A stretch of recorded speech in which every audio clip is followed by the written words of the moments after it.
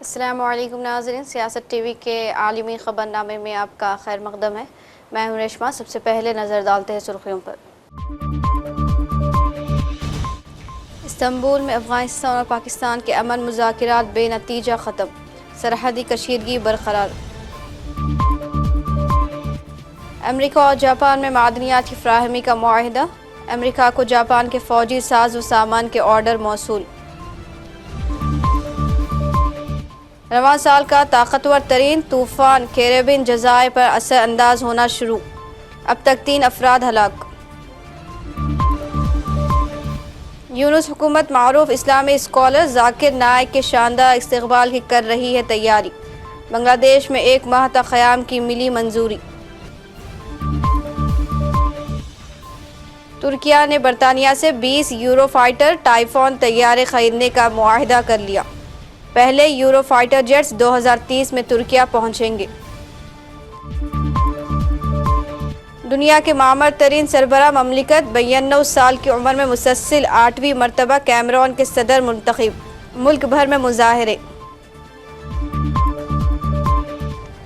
اور ایمیزون میں بڑے پیمانے پر ملازمین کی چھٹی کی تیاری، اے آئی شعبے میں سرمایہ کاری میں اضافہ۔ تو یہ تھی سرخیاں، پیش ہے خبروں کی تفصیل۔ افغانستان اور پاکستان کے درمیان استنبول میں طویل المدتی جنگ بندی کے لیے ہونے والے مذاکرات بغیر کسی حتمی نتیجے کے ختم ہو گئے۔ افغانستان کی وزارت خارجہ اور پاکستان کی فوج و وزیر دفاع کے ترجمانوں نے فوری طور پر تبصرے کی درخواست کا جواب نہیں دیا۔ خیال رہا کہ پاکستان کے وزیر دفاع خواجہ آصف نے ہفتے کے روز خبردار کیا تھا کہ معاہدے تک پہنچنے میں ناکامی کھلی جنگ کا باعث بن سکتی ہے۔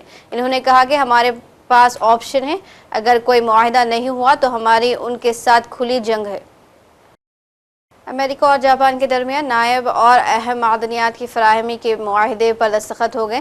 امریکی صدر ٹرمپ نے جاپان کی نو منتخب وزیر اعظم سنائے تاکائچی سے ٹوکیو میں ملاقات کی، جہاں دونوں رہنماؤں نے معدنیات کی فراہمی کے معاہدے پر دستخط کیے۔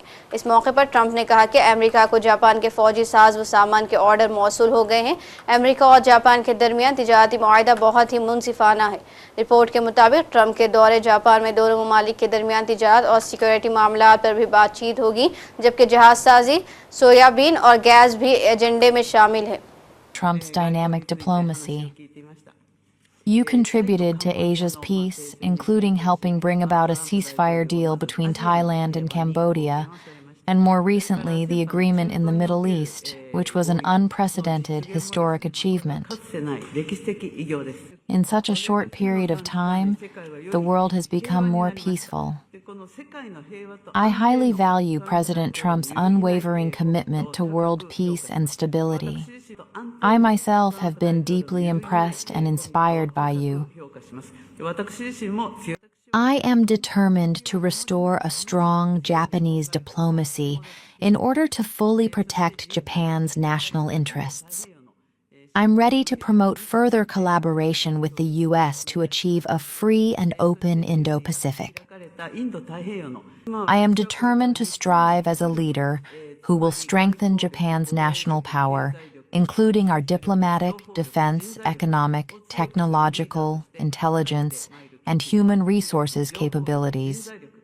In order to make Japan and the United States stronger and more prosperous, I want to work together with وسطی افریقہ کے ملک کیمرون کے 92 سالہ صدر پال بیا دنیا کے سب سے عمر رسیدہ حکمران ہیں، جنہوں نے 8ویں مرتبہ کامیابی حاصل کی ہے، لیکن اپوزیشن کا الزام ہے کہ الیکشن میں دھاندلی ہوئی ہے۔ حکومت نے حزب اختلاف کی جانب سے دھاندلی کے الزامات کو مسترد کر دیا ہے، تاہم انتخابی نتائج کے اعلان کے بعد سیکورٹی فورسز اور حزب اختلاف کے حامیوں کے درمیان جھڑپیں شروع ہو گئی۔ حزب اختلاف کے امیدوار کے حامی لاٹھیوں اور پتھروں سے مسلح تھے۔ مظاہرین نے ملک کے تجارتی دارالحکومت دوالا میں سڑکیں ملبے اور جلتے ہوئے ٹائروں سے بند کر دیے۔ صدر پال بیا کو اس جیت کے بعد تقریباً 100 سال کی عمر تک اقتدار میں رہنے کا موقع مل سکتا ہے۔ انہوں نے social media platform X پر ایک بیان میں کہا کہ عوام نے ایک بار پھر ان کی قیادت پر اعتماد کیا ہے اور انتخابی عمل کے بعد ہونے والے تشدد پر افسوس کا اظہار کیا۔ حزب اختلاف کا کہنا ہے کہ کیمرون کے ووٹرز 40 سال سے زائد عرصے کی بیا حکومت کے بعد تبدیلی کے خواہاں ہیں، جس دوران تیل اور کوکو پیدا کرنے والے ملک کی اقتصادی ترقی جمود کا شکار رہی۔ مشہور و معروف اسلامی اسکالر ذاکر نائک کا پڑوسی ملک بنگلہ دیش میں شاندار استقبال کرنے کی تیاری کی جا رہی ہے۔ بنگلہ دیش کی عبوری حکومت کے سربراہ پروفیسر محمد یونس نے ذاکر نائک کو پورے ملک میں تبلیغ کرنے کی اجازت دے دی ہے۔ یونس حکومت نے ذاکر نائک کو تقریباً 1 ماہ تک ملک میں رہنے کی منظوری دی ہے۔ ذاکر نائک کا بنگلہ دیش دورہ 28 نومبر سے 20 دسمبر تک چلے گا۔ اس دوران وہ بنگلہ دیش کے مختلف حصوں میں مذہبی تقریریں کریں گے۔ غور کرنے والی بات یہ ہے کہ ذاکر نائک کا یہ پہلا بنگلہ دیش دورہ ہوگا۔ رواں سال کا سب سے طاقتور طوفان میلیسا کیریبین جزائر پر اثر انداز ہونا شروع ہو گیا۔ کیٹیگری 5 کے طوفان میلیسا کے بعد ہیٹی میں جاری طوفانی بارشوں سے اب تک 3 افراد ہلاک ہو چکے ہیں، جبکہ پروازیں معطل اور 3000 سے زائد افراد پناہ گاہ منتقل ہو چکے ہیں۔ اس حوالے سے امریکی نیشنل ہریکین سینٹر کا کہنا ہے کہ میلیسا کی ہواؤں کی رفتار 280 کلومیٹر فی گھنٹے تک پہنچ چکی ہے اور طوفان کے آج جمیکا سے ٹکرانے کا امکان ہے۔ دوسری جانب طوفان کے پیش نظر جمیکا حکام نے عوام کو اونچے مقامات اور محفوظ پناہ گاہوں میں منتقل ہونے کی ہدایت کی گئی ہے۔ جمیکا کے وزیر اعظم نے طوفان سے بڑے پیمانے پر تباہی کا خدشہ ظاہر کیا ہے۔ ترکیہ نے اپنے فضائی دفاعی صلاحیت کو مضبوط بنانے کے لیے برطانیہ سے 20 یورو فائٹر ٹائفون طیارے خریدنے کا معاہدہ کر لیا۔ انقرہ میں معاہدے سے متعلق ہونے والی تقریب میں ترکیہ کے صدر رجب طیب ایردوان اور برطانوی وزیر اعظم سر کیئر سٹارمر نے شرکت کی۔ ترکیہ کے صدر ایردوان نے تقریب سے خطاب کرتے ہوئے معاہدے کو دونوں ملکوں کے درمیان اسٹریٹجک تعلقات کی نئی علامت قرار دیا۔ معاہدے کی مالیت تقریباً $11 ارب بتائی جا رہی ہے۔ رپورٹس میں بتایا گیا ہے کہ پہلے یورو فائٹر جیٹس 2030 میں ترکیہ پہنچیں گے۔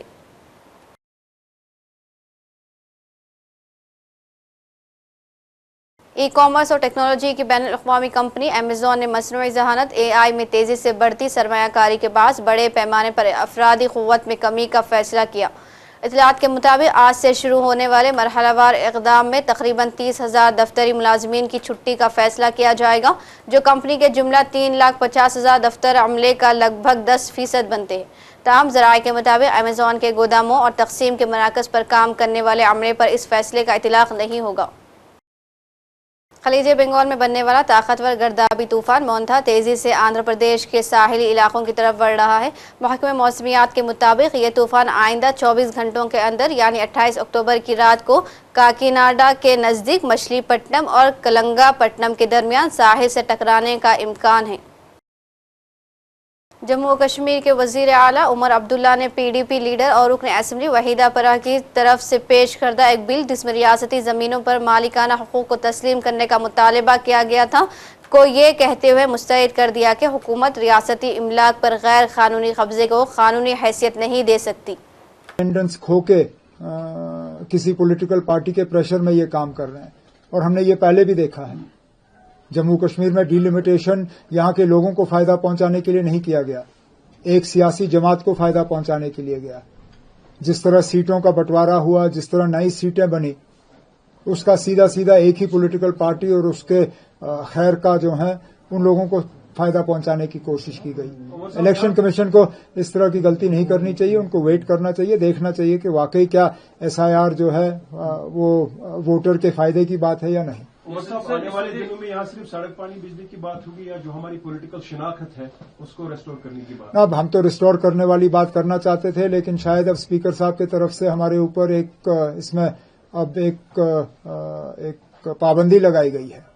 مجھے کوئی اعتراض نہیں تھا اگر کسی ایک آنریبل MLA صاحب نے شاید اسٹیٹ ہوڈ کے حوالے سے ایک ریزولوشن لانے کی کوشش کی تھی، لیکن اس میں پھر اسپیکر صاحب نے سب جوڈس کا وہ کہہ کے اس کو منظوری نہیں دی۔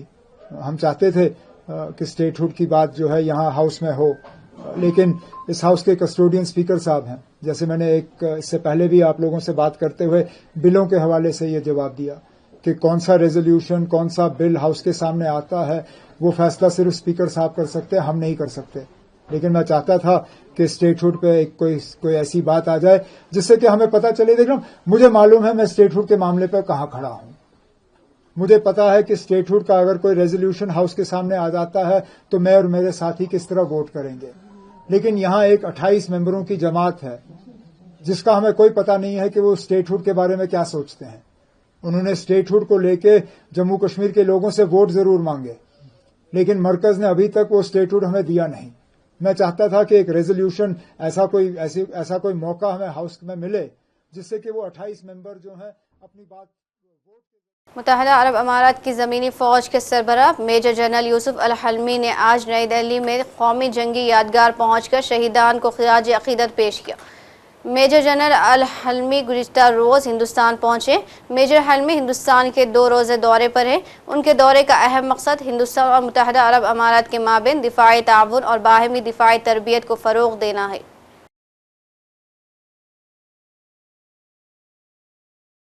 اور آخر میں سرخیوں پر ایک اور نظر۔ استنبول میں افغانستان اور پاکستان کے امن مذاکرات بے نتیجہ ختم، سرحدی کشیدگی برقرار۔ امریکہ اور جاپان میں معدنیات کی فراہمی کا معاہدہ، امریکہ کو جاپان کے فوجی ساز و سامان کے آرڈر موصول۔ رواں سال کا طاقتور ترین طوفان کیریبین جزائر پر اثر انداز ہونا شروع، اب تک 3 افراد ہلاک۔ یونس حکومت معروف اسلامی اسکالر ذاکر نائک کے شاندار استقبال کی کر رہی ہے تیاری، بنگلہ دیش میں 1 ماہ تک قیام کی ملی منظوری۔ ترکیہ نے برطانیہ سے 20 یورو فائٹر ٹائفون طیارے خریدنے کا معاہدہ کر لیا، پہلے یورو فائٹر جیٹس 2030 میں ترکیہ پہنچیں گے۔ دنیا کے معمر ترین سربراہ مملکت 92 سال کی عمر میں مسلسل 8ویں مرتبہ کیمرون کے صدر منتخب، ملک بھر میں مظاہرے۔ اور ایمیزون میں بڑے پیمانے پر ملازمین کی چھٹی کی تیاری، AI شعبے میں سرمایہ کاری میں اضافہ۔ اسی کے ساتھ عالمی خبرنامہ اختتام کو پہنچتا ہے، مجھے دیجیے اجازت، اللہ حافظ۔